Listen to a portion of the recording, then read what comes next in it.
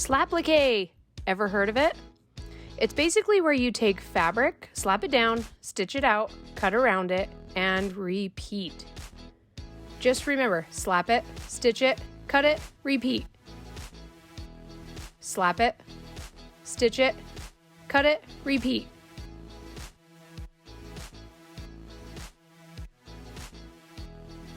For this demo, I will be using the first design in my Slapplique flower collection. In this collection, each flower is different, but all the flowers in the set use the same fabric requirements and dimensions. You can download one or the entire collection at carlyporter.com.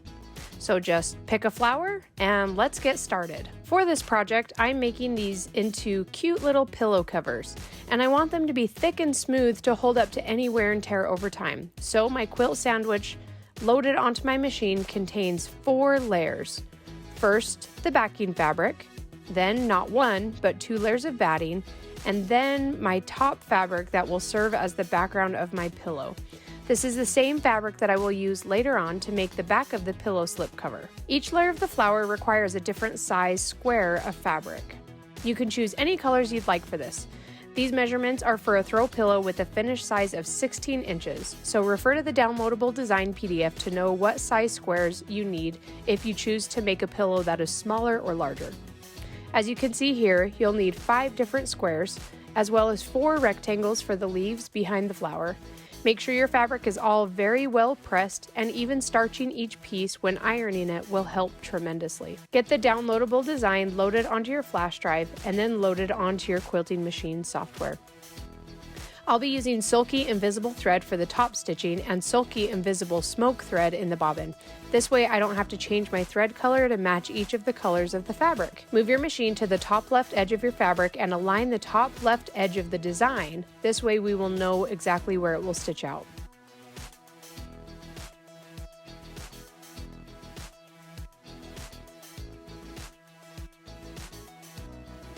We also need to turn off auto jumping between each jump because we need it to pause between those jump stitches. This will give us time to cut out each piece and add the next piece of fabric on top before it stitches down.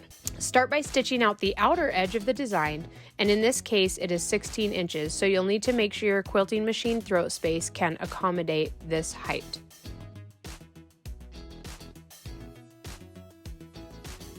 I'm making a set of 2 pillow covers, so here's what it'll look like when it's done. It makes sense to stitch them both on the same fabric and then cut them apart afterwards. That way we only have to load 1 piece of fabric onto the machine instead of 2 separate ones. The 4 leaves are the first thing we will stitch down.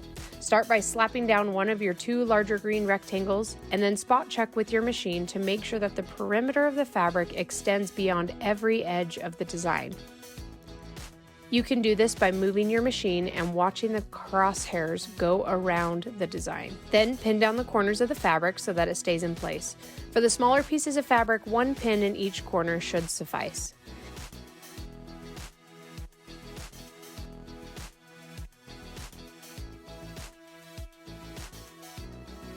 Now we're going to go ahead and stitch out the first leaf.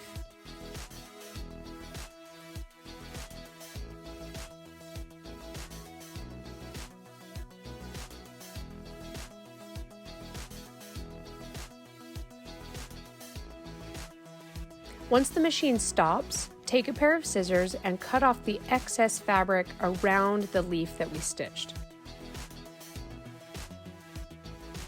Then do the same thing with the next leaf using one of the 2 smaller rectangle green pieces of fabric.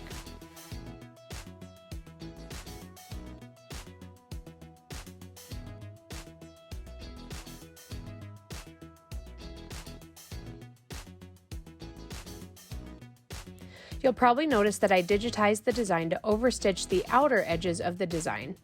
This is just to further secure the stitching to make sure that the fabric pieces are very well secured and can withstand long-term use on a pillow or even a functional quilt that will be washed multiple times throughout its life. Cut out the excess fabric and do the same thing with the other 2 leaves on the bottom left side of the design.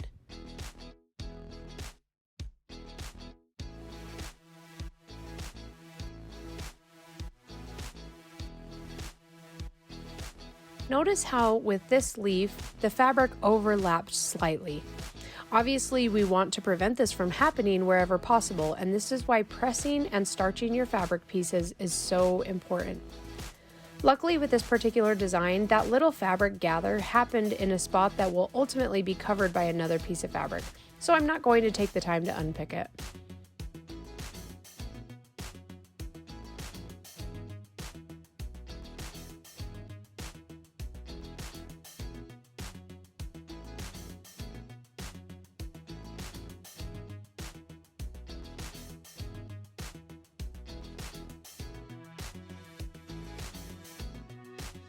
Once all 4 leaves are stitched down, it's time to stitch down each layer of the flower petals. So grab those colored squares and we'll get started. Starting with the 13-inch piece of fabric, pin down not only the corners, but halfway between each corner just to make sure that the fabric will stay put. Center it within the outer 16-inch square, and moving your machine around, just double check that the needle will not stitch off the edge of the fabric when it's stitching the flower design.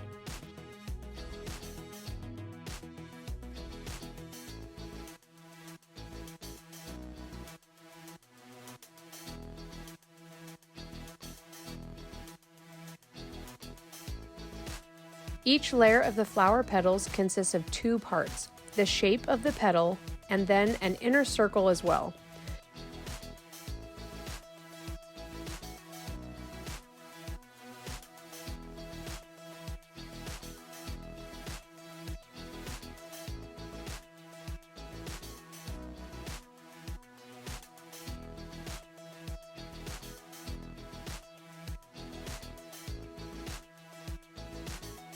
You'll need to cut the excess fabric around the petals, but then you'll also want to cut out the fabric from the inner circle. This will prevent the fabric from getting too bulky, and as a bonus, you can use those inner circle fabric pieces somewhere else later on. Yay, for the least amount of waste possible! You can use a straight pin and a pair of sharp, pointed scissors to lift up that center fabric without cutting out the backing fabric that's underneath.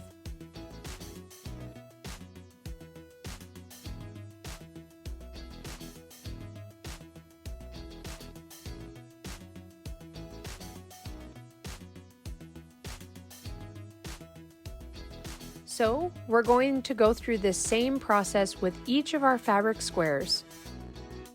On to the next layer of petals. You can easily align these squares just by eyeballing it with the center of the previous flower petals. You should see those previous petals peeking out from behind the sides of the fabric, the same amount on all 4 sides. Then again, slap the fabric down, pin it into place, stitch out the design, cut around the edges, and repeat with each layer.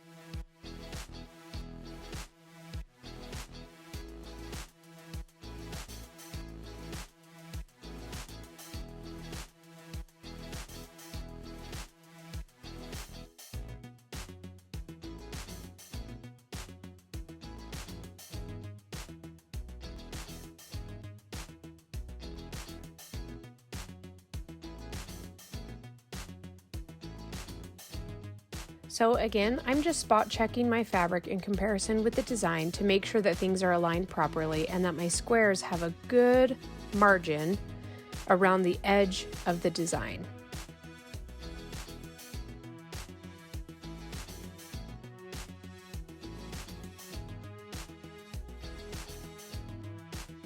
The thing that I love about Slapplique is that it allows you to do a raw edge applique style where over time the edges will fray ever so slightly and create this really cute textured look. This is another reason that I digitized each of the designs to double stitch on the outer edges. So the fabric can fray, but not so much that it comes undone. Again, remember to save those excess pieces because I'm sure we can find a project later on to use them. Finally, we're going to move on to the inner circle filled with pebbles.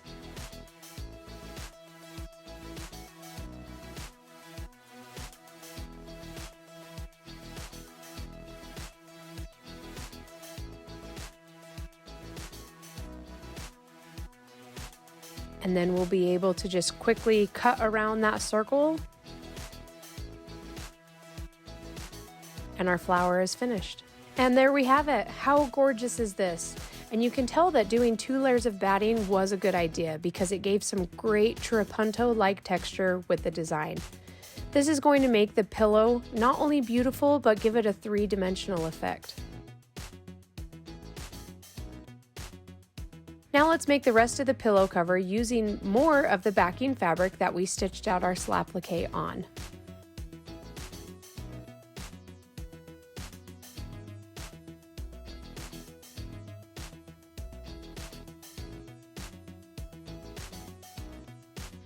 Since I'm making 2 identical pillow covers, I'm going to need 4 pieces of fabric, each one measuring 16.5 inches by 11 inches. These will serve as the back panels of the pillow cover that will allow us to slip the pillow form inside.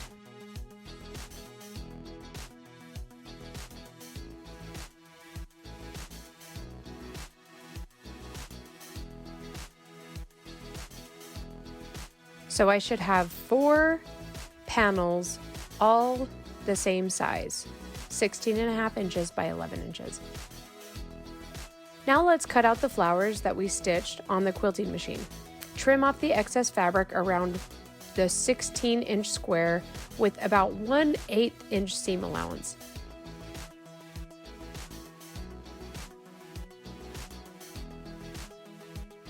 Now let me show you how those back panels will fit with the pillow cover so that we can add or remove a pillow insert.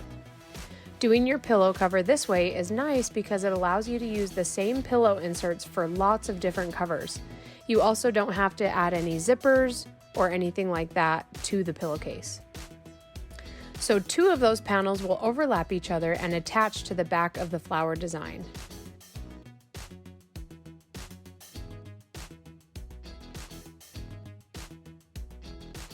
For sewing these pieces together, I will use more silky invisible thread on top and in the bobbin. Then I will be using one of the standard straight stitch feet on my sewing machine. Before we sew this together, it's important to hem the edges that overlap so that they won't fray over time. On the 16.5 inch long edge of the panel, fold over the edge about 3/8 of an inch. This doesn't have to be perfect, but it should be a uniform width across the edge. Iron it down so that it's nice and flat, and then fold it over one more time at the same width and iron it down flat again.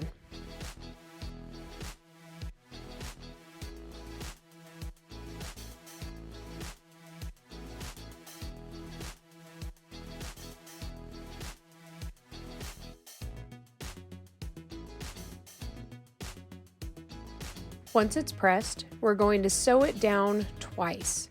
Once about 1/16 of an inch away from the fold, and then another stitch about 1/16 of an inch away from the edge of the fabric.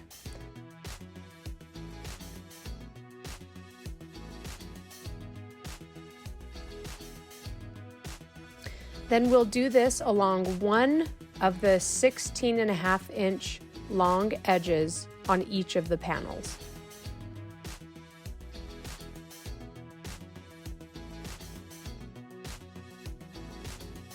Now, let's take 2 of those panels and we will sew the first pillow cover together. Lay the quilted pillow front panel with the slapplique side up. Then, lay each of the 2 panels on top of that with the hemmed edges going across the middle. Make sure the hemmed edges are both facing up where the folded edges can be seen. Each of those panels should overlap in the middle and then line up with the outer edges of the front panel.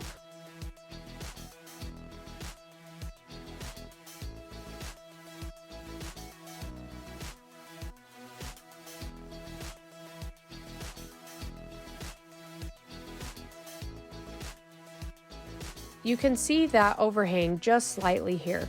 This is the reason that we cut those panels to be 16.5 inches wide instead of just 16. We want about a 1/4 inch overhang on all sides. This will just further protect the pillow cover from any wear and tear around the edges over time in use.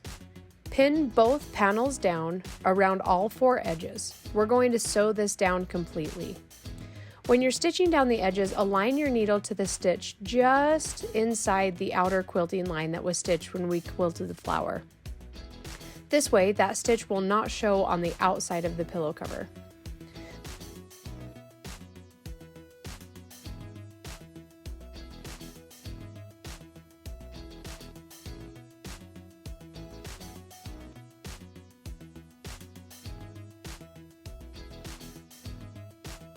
Sew down all 4 sides, then do an extra pass of stitching along the 2 side edges where the panel overlaps. This is just an extra protection so that these pillow covers will last us a really long time. You can also clip down each of the corners so that when we flip it right side out, the corners won't be too bulky.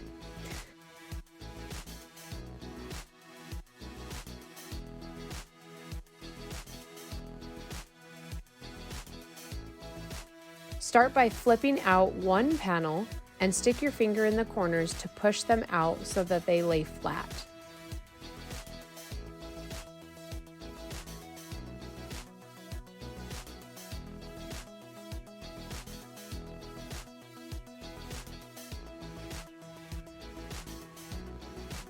Then you can shove the pillow form inside.